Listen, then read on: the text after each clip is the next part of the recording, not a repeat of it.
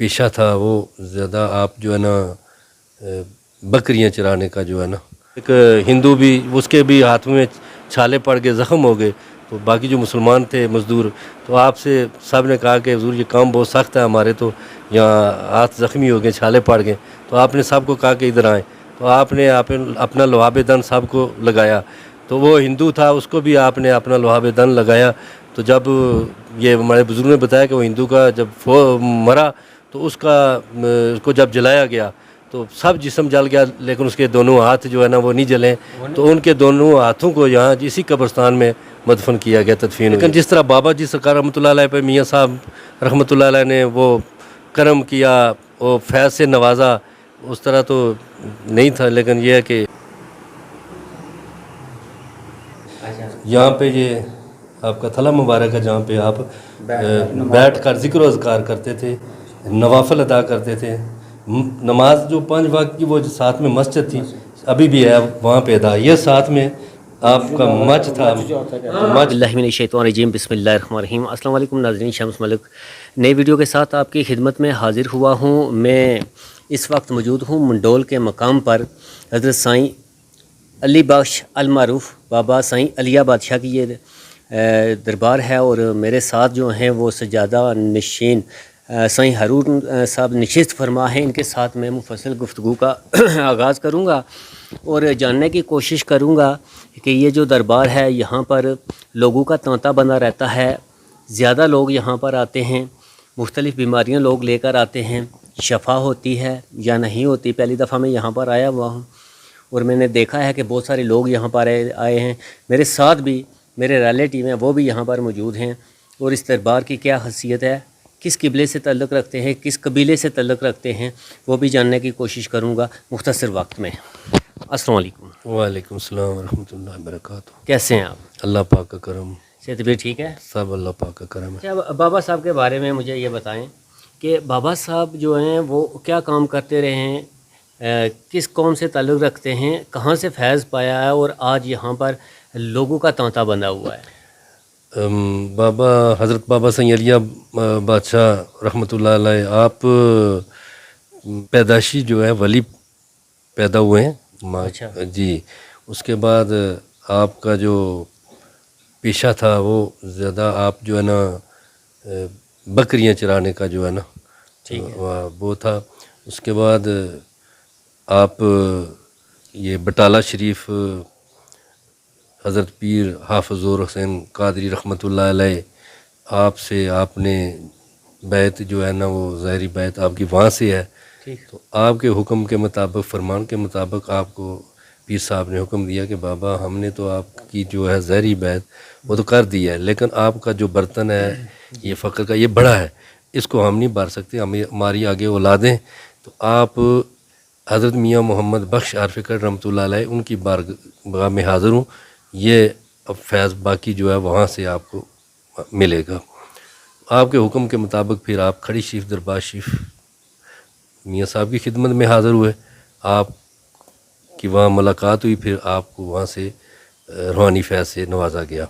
अच्छा, गुजर कबीले से ताल्लुक़ है? हाँ जी, गुजर कबीले से ताल्लुक़। मियाँ साहब का भी गुजर कबीले से ताल्लुक़ है? जी बिल्कुल, मियाँ साहब का भी गुजर कबीले से ताल्लुक़ है। अच्छा, मुझे ये बताएं कि ये मैंने सुना है, आज मैं अमली तौर पर यहाँ पर आया हूँ, कि जो शुगर के मरीज़ लोग हैं वो यहाँ पर आते हैं। आप दम भी दरूद भी करते हैं? जी देखें ना, ये दरबार है, ये रूहानी फैज़ भी यहाँ से मिलता है और ज़ाहरी फैज़ भी।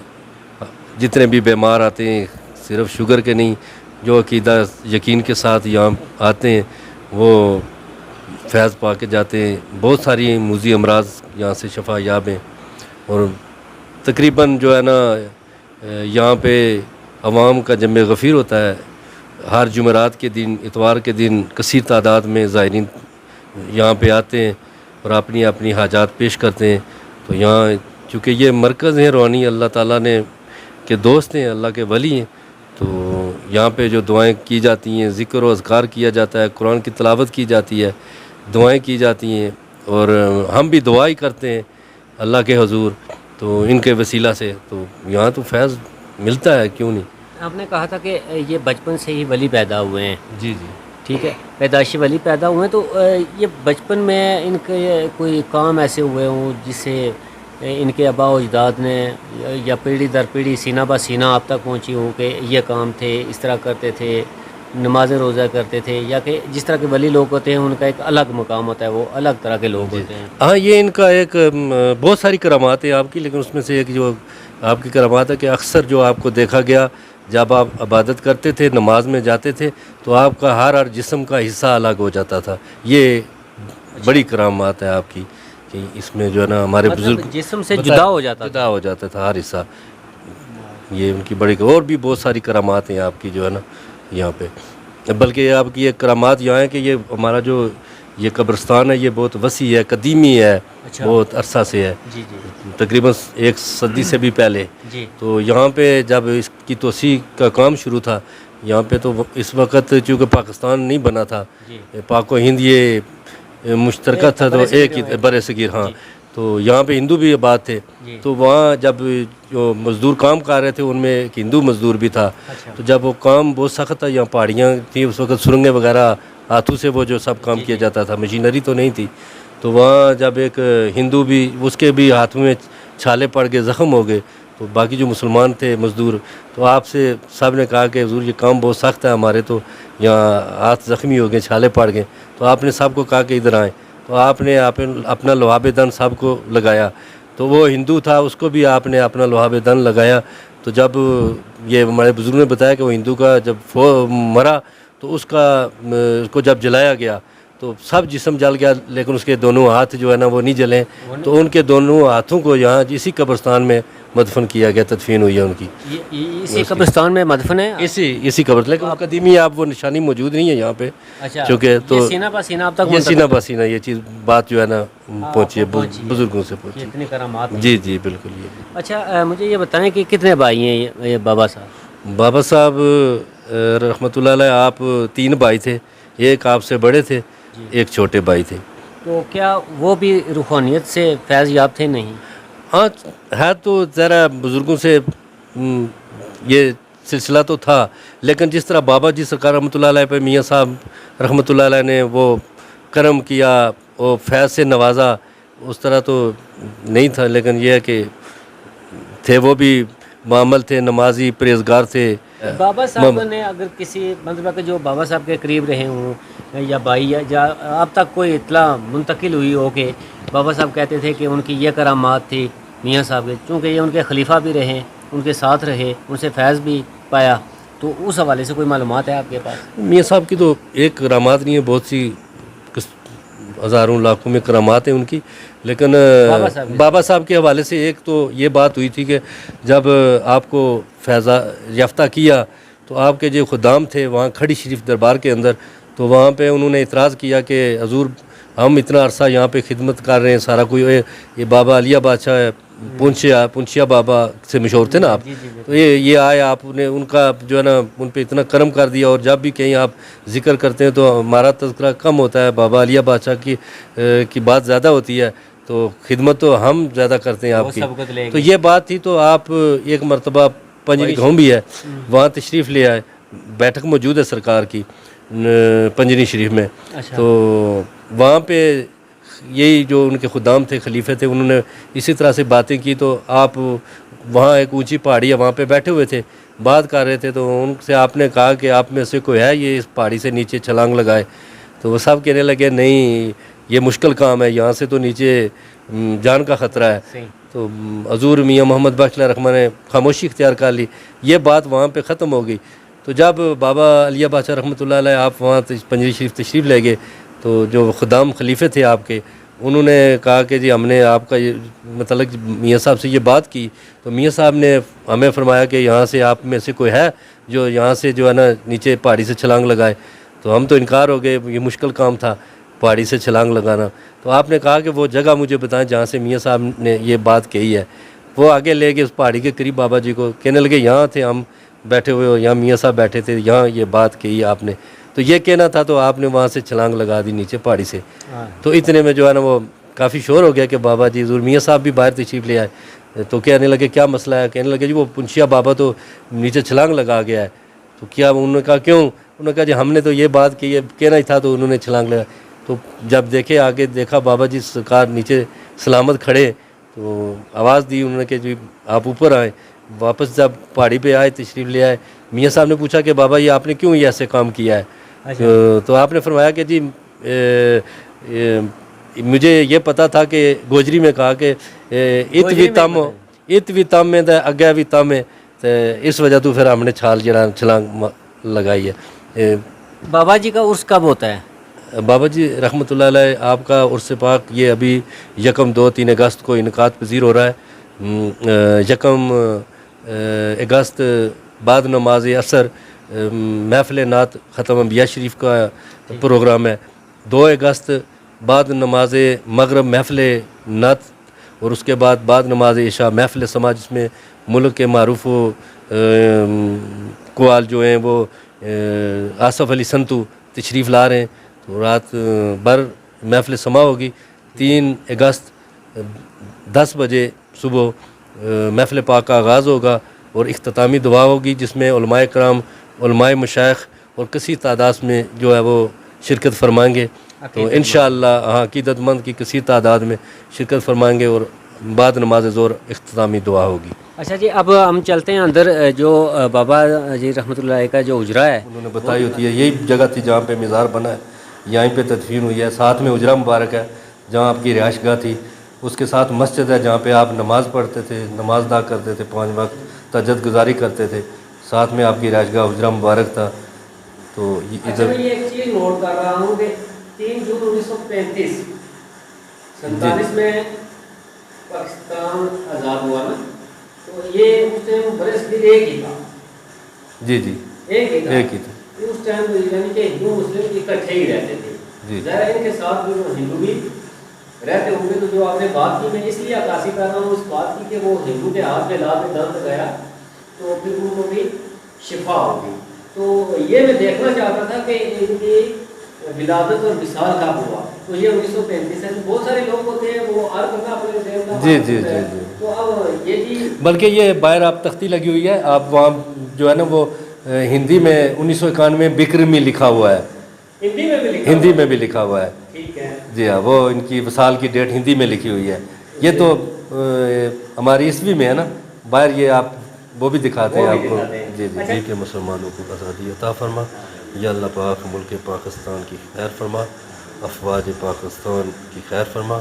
یا اللہ پاک اپنے پیارے حبیب کے صدقہ میں جن احباب نے لوگوں کے لیے کہا، صاحب میزان کے صدقہ سب کی دلی نیک جائز مرادیں پوری فرما. حاضرین مجلس پہ اپنا فضل و کرم عطا فرما. یا اللہ پاک یہ جو میں دکھا رہا ہوں یہ ہندی ہے. ہاں جی، یہ پہلے جو میں نے بات کی ہے کہ یہاں پہ جو اصل جو عیسوی ڈیٹ تھی وہ 1935 عیسوی وصال، یوم وصال ہے آپ کا. ادھر یہ آپ نے جو وہ میں نے واقعہ بیان کیا تھا ہندو والا بھی، اور اس کے یہ اس وقت میں جو ہے نا یہاں بھی پہ بھی ہندی کا جو سلسلہ تھا نا پاک و ہند میں. تو یہ 21 جیٹھ 1991 بکرمی، یہ وہ ہندی میں جو ہے نا ڈیٹ لکھی ہوئی ہے. جی بکرمی کا جو ہے بکرمی. جی بکرمی بکرمی کیا مطلب ہے؟ یہ ہندی کا لفظ ہے. اچھا یہ بکرمی جو ہے یہ جی ویسے ہے اردو میں ہی لکھا ہے لیکن جی تاکہ پڑھ سکے کوئی. جی ٹھیک ہے. چلو بکرمی چلیے. یہ کیا بابا جی کے کیا لگتے تھے؟ یہ رشتہ کیا تھا؟ یہ پہلا جو دربار ہے حضرت سائیں قبلہ سائیں منگا سرکار رحمۃ اللہ علیہ، وہ والا سامنے پہلا روضہ پاک آپ کا جو ہے نا یوم وصال 1948 میں ہے. تو دوسرا یہ جو مزار ہے یہ حضرت وہ سجادہ نشین اول بابا جی حضور کے صاحبزادے سائیں منگا سرکار. یہ والے جی یہ آپ کے پوتا ہیں حضرت سائیں جمال الدین المعروف سائیں جمعہ سرکار رحمۃ اللہ علیہ. ٹھیک ہے. سجادہ نشین دائم. یہ آپ کے مزارات ہیں.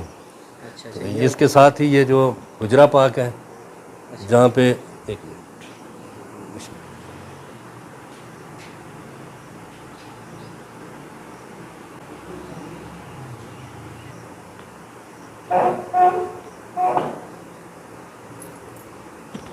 یہ لکھا ہے کہ حجرے اندر کھریاں پیراں دینی ڈنکے مارن، لال باول شیر کلندر دم دم نال پکارن.